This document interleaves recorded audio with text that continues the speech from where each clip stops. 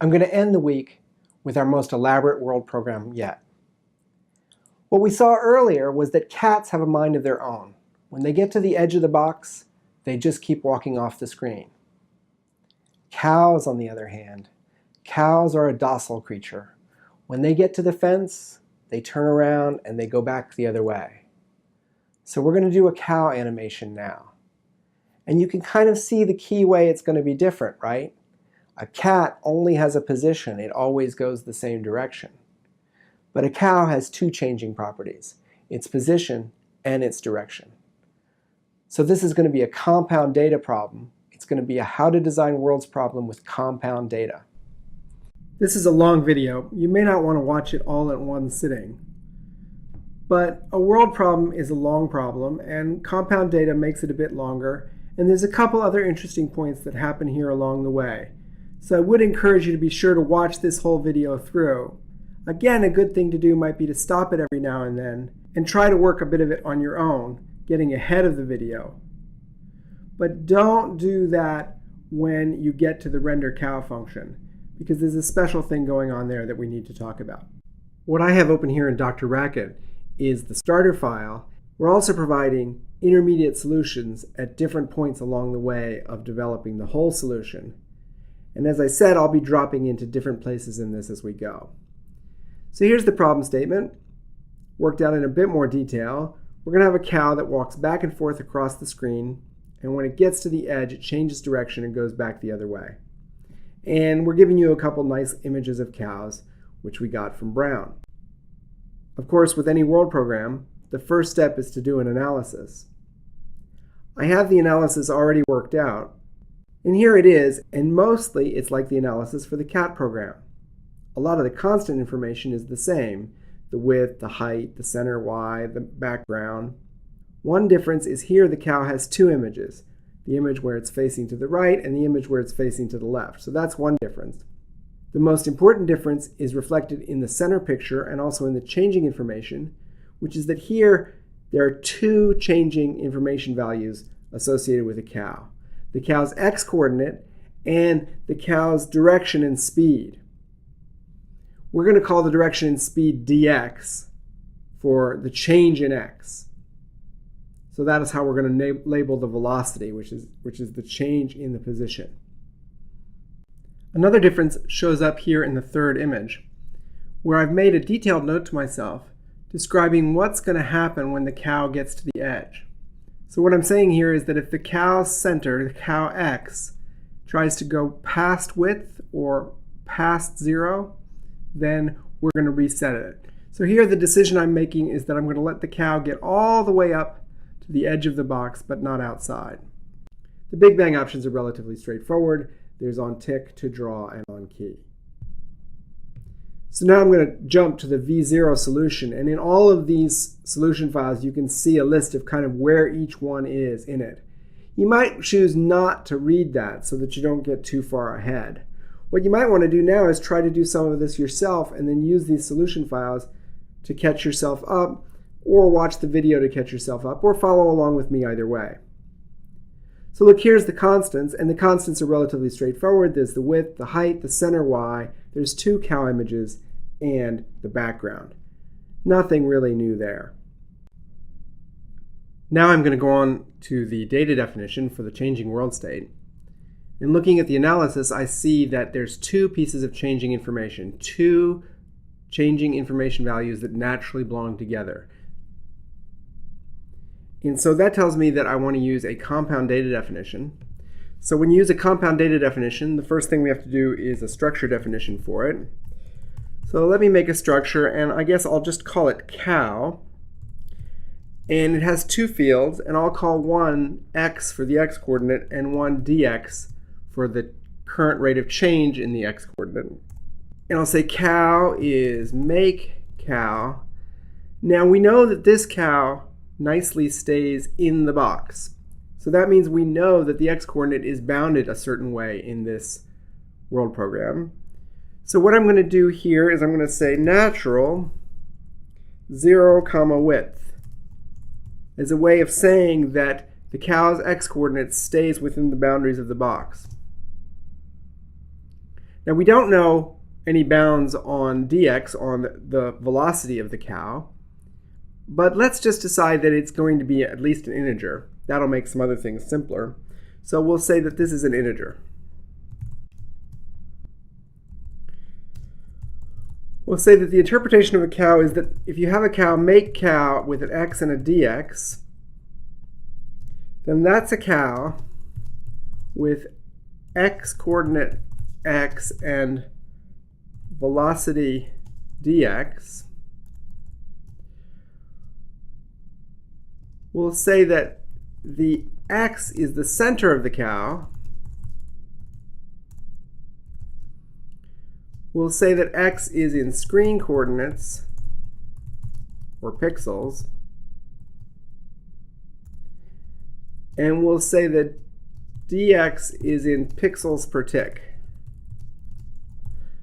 So that if dx is 3, for example, that means that on each clock tick, the cow moves by 3 pixels, or its x value gets bigger by 3. Now here we're going to start to see where some examples get a bit more interesting. I'm going to make a couple of them. Let's say C1. Let's say this is a cow that's current position is 10 and that its current dx is 3. And I'll just label this one to help me understand the interpretation. At position 10, moving left to right. And here's another one.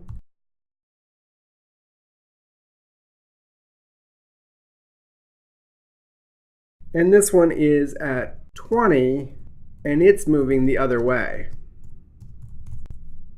So this is a case where, as the data definition becomes more complicated, the examples become more useful to really understand how the data definition works and what the interpretation is. Now, of course, I have to do the template and template rules used, but what I'm going to do to speed this video up a little bit is I'm kind of going to pull the next stage of the roast out of the oven ready done. I'll go to Cowabunga v1, and it already has the complete data definition here, everything that we just did, plus the template and template rules used. The next step is going to be to set up the main function and all the wish list entries for the Big Bang option handlers. And since that's straightforward, again, I'm going to jump ahead to go to Cowabunga v2 that has all that. You might want to not do that and go ahead and develop that yourself as a way of checking your work. I'm going to jump ahead now, though.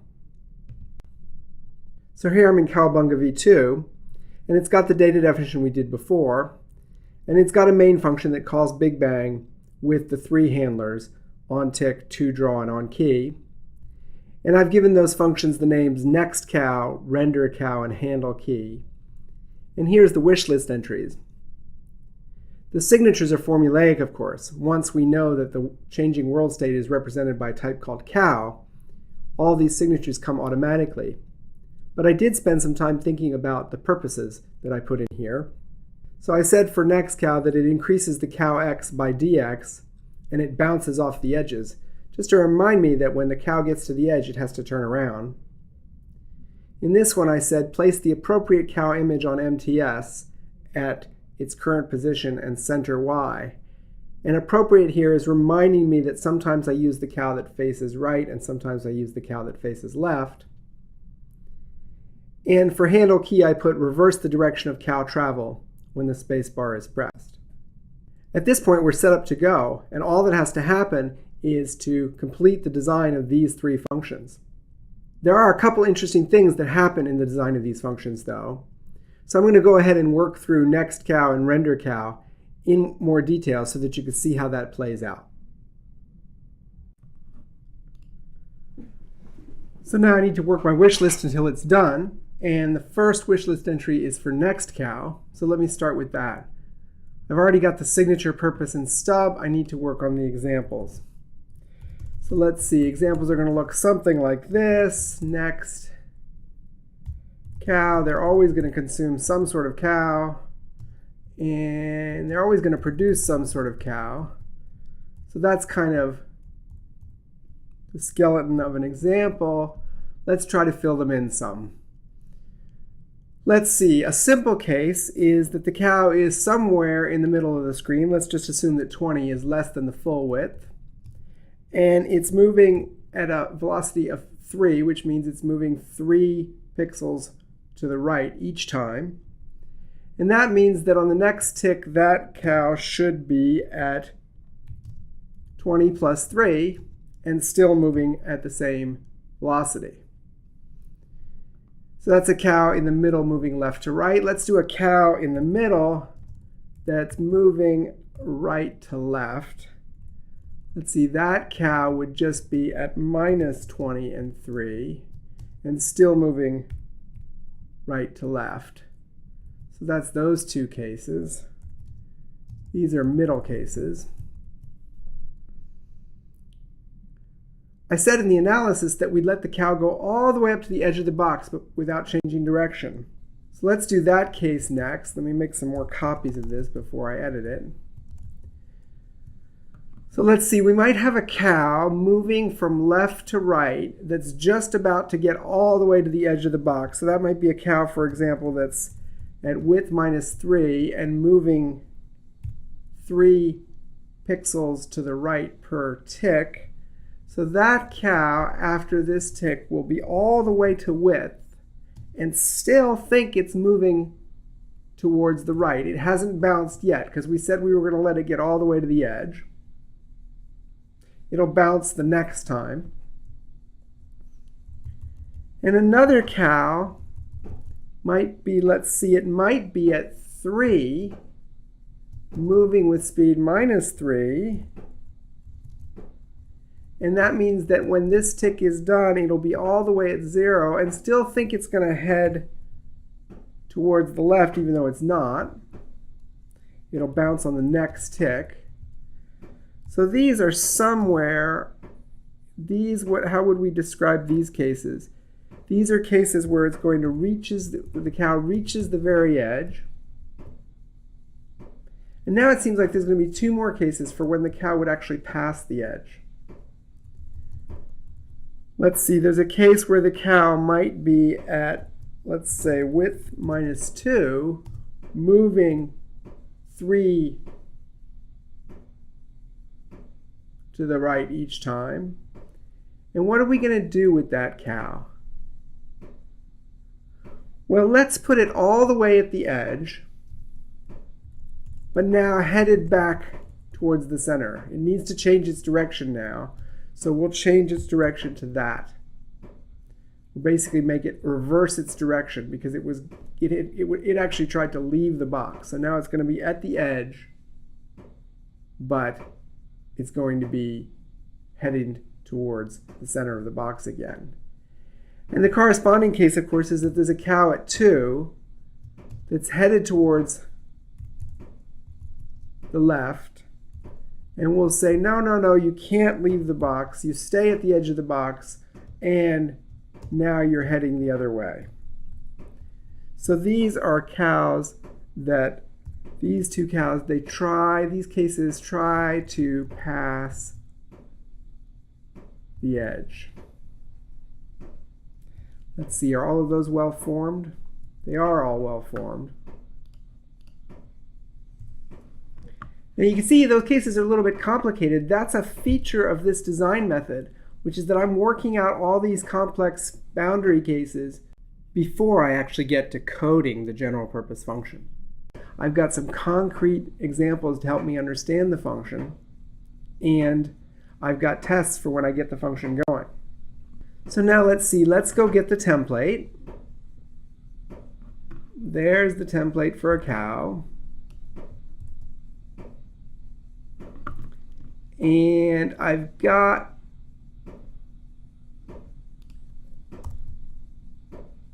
these notes here in the template. I'll make a note to myself that says I took template from cow.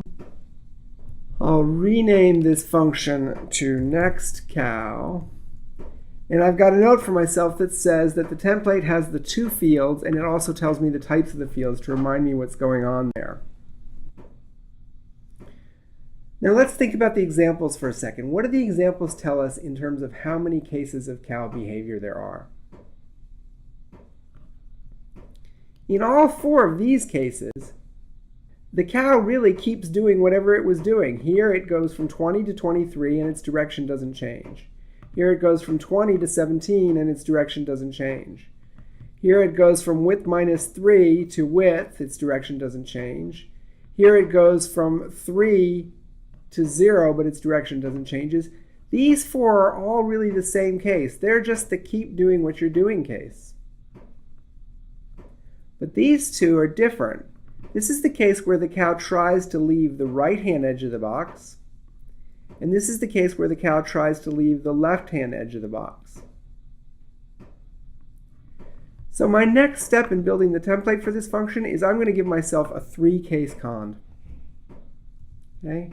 I'm going to say cond, and then in each case, now that I know what these types are, I'll just delete this note. And then in each case, I'll give myself 2 copies of the template to work with, the question version and the answer version.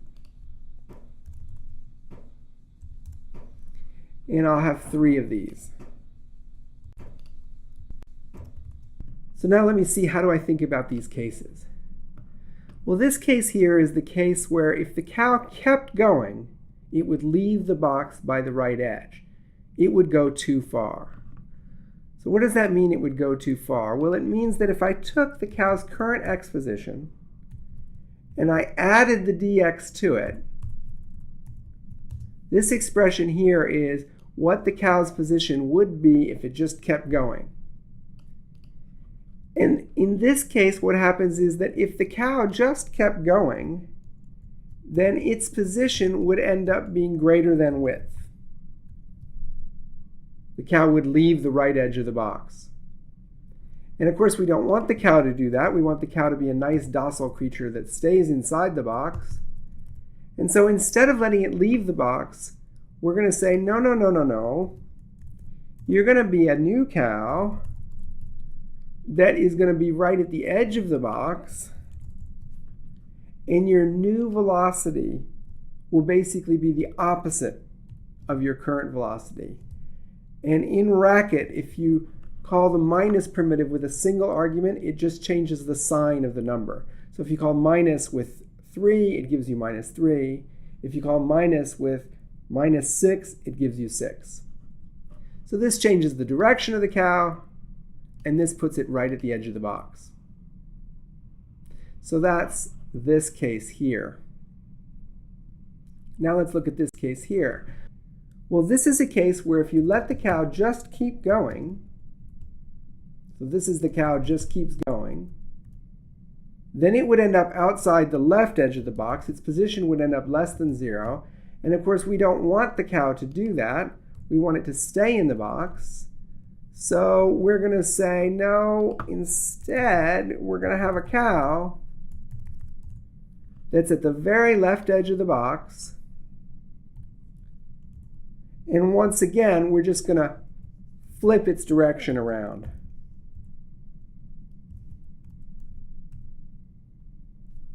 So that's this case.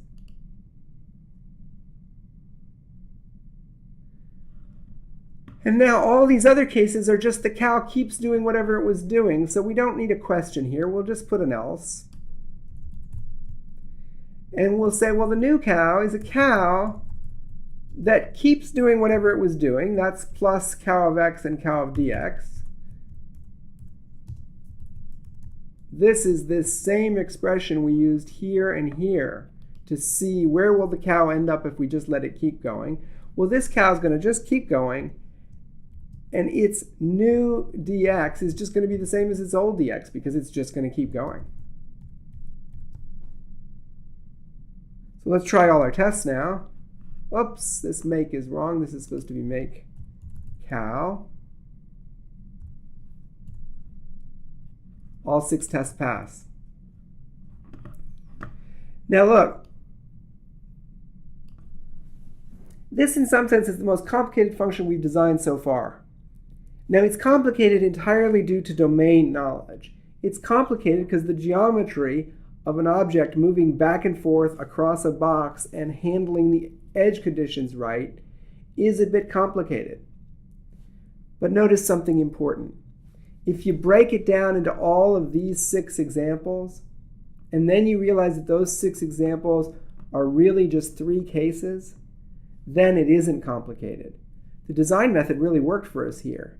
It told us to do the examples first, which broke the problem down, and helped us then take the template and put structure onto it. Here's an example of the design method making a moderately difficult problem a lot easier.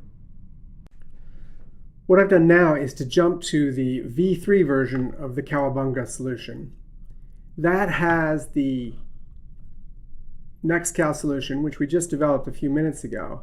And I've actually done a bit more than that. I've started doing the design for the render cow function. Just to save time, I did the first part of the design already. So I've got the signature, the purpose, the stub, and I did the examples. And the examples for this function are actually relatively straightforward. If I render a cow that's at position 99 and has a positive velocity, in other words, it's facing towards the right edge of the screen, then what this function needs to do is to place an image of the right-facing cow at x position 99, at y position center y, onto the background MTS. And I need 2 tests for this function because sometimes it places a cow facing right and sometimes it places a cow facing left. And so I've got a second test here where the cow is going in a different direction. And to be honest, this test would actually be a little bit better if I changed the x-coordinate, just to be sure that I couldn't accidentally have put in, by accident, 99 into the actual solution. So let's just make this be, 33, and we'll make that be 33. And now those are 2 pretty good examples. They vary both the direction that the cow is facing and the x-coordinate. So I've already got the template. Let's just start filling this in. Let's see, both examples tell me that I'm going to place an image. And sometimes it's one image and sometimes it's another image. Let me just put dots there for a second. And I always place the image at the cow's x-coordinate. And I always place the image at center y. And I always place the image on the background. That's all of it except for this part here where I have to decide exactly which image to place. Now there's 2 choices here. One choice is I could start to put an if expression here that would choose which cow image to use. But I'm going to do something slightly different, and it's going to be something that we talk a lot about in the course as we go forward, which is I'm going to say to myself, this function is actually doing 2 things. This function is deciding which image to use and putting it in the proper place. 2 tasks. And as a general rule, we don't want functions that do 2 tasks. We want each function to do 1 task. So what I'm going to do is I'm going to wish for a helper. I'm going to say, it really would be great here if there was a function called choose_image, and I could call that function with a cow, and it would give me back the right image to use. If I had that, then I would be done. And so I'm just going to wish for that to exist. And I have to wish in a little bit more detail. I'll wish in a little bit more detail by writing the wish list entry for it. So I'll say cow to image. Produce, now what does it need to do? Well, it needs to choose the right cow. Produce R cow or L cow depending on direction cow is going. And the reason I write this signature and purpose right now, and I write it in detail right now, is that right now, after I've just finished wishing for this function, I know what I want it to do. So I'm going to take the trouble to write down what I want it to do. And then I'm going to say, oh, but this doesn't exist yet. I hope it will someday. And I'll make a stub. Choose image, consumes a cow, and it's got to produce some image. I could make it produce the blank image. In this case, I'll just make the stub produce the right cow. And now I run this to see if it's well formed. And it is well formed, and what we're going to see paradoxically is that one of these two render cow tests actually passed. The first one actually passed just because the choose image stub always produces the right-facing cow. So now I'm basically done render cow. If somebody goes and fulfills this wish that I made for choose image. And that somebody is going to be me a little bit later when I say to myself, hey, what work remains to be done? Let me search for bang, bang, bang. Oh, I need this function choose image. Okay, great, let me do it. Let's see, what does it do? It consumes a cow, it produces an image. It produces either the right cow or the left cow, depending on the direction the cow is going.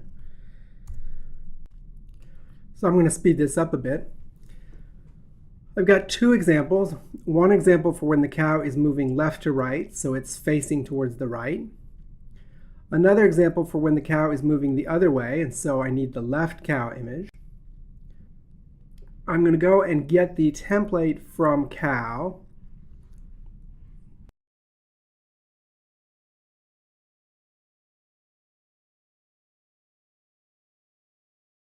And now let's see, there's two cases, so I'll use an if.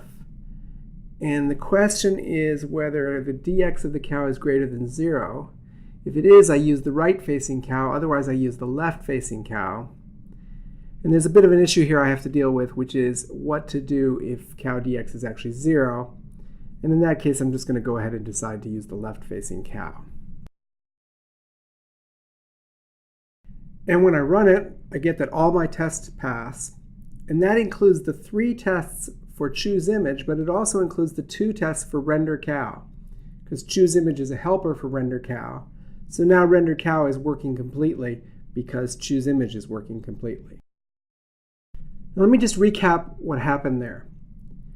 We were in the middle of coding the function render cow, and we knew it had to place an image, and we knew where it was going to place the image, and we knew it had to decide what image it was going to place. And that's when this idea about each function should only do one task came up. What I did was I decided, deciding where to put the image and deciding what the image is 2 tasks. I'm going to delegate one of the tasks to a new helper function, choose image in this case. We're going to talk a lot more about this idea of helper functions as we go along. And in some cases, we're going to give you very clear cut and dried rules for when to use helper functions. This is not one of those cut and dried cases. In this case, you have to kind of decide that choose image is its own separate task. And some programmers wouldn't make a separate function for choose image because it's so small. But this is a reasonable place to use a helper function because there really is a separate task here. And as we work through this part of the course, we want you to look out for places where there is a separate task and it makes sense to use a separate function. What is clear is that when I go back to read this function, and I go to read render cow, it says, okay, let's see.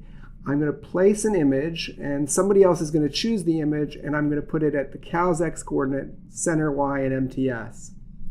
That's very clear to me. It says, I'm placing the image, and somebody else is choosing the image. And now when I go down here and read choose the image, it says, well, if the dx is greater than 0, it's right-facing, otherwise it's left-facing. This code is easy to read.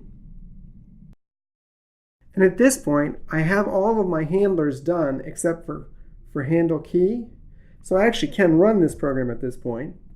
I could say main make cow, a cow that starts at the left edge and is moving 3 pixels per tick.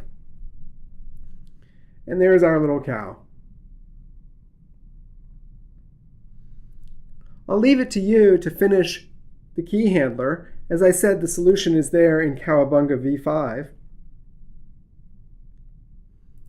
And the problem description also talks about a fun little thing you can do where if you take the cow image and take each image and rotate it a couple degrees left and a couple degrees right, and then you take a speed that's, for example, an odd number, and you arrange to use different cow images depending on whether the position is an odd or an even number, you can make the cow appear to waddle as it crosses the screen, and that looks kind of neat. And there's all sorts of other fun stuff you can do here.